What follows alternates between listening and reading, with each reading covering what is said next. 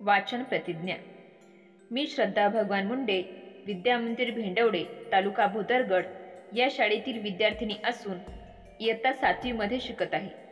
मी अशी प्रतिज्ञा करते की मी रोज रात्री झोपण्यापूर्वी कोणत्याही पुस्तकातील किमान 2 पाने वाचूनच झोपेन, कारण मला वाचनाचे महत्त्व समजले आहे।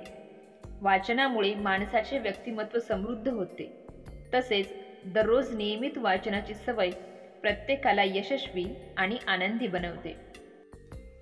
घोषवाक्य: गुणवत्तापूर्ण शिक्षण निपुण भारताचे लक्षण। गुणवत्तापूर्ण शिक्षण निपुण भारताचे लक्षण।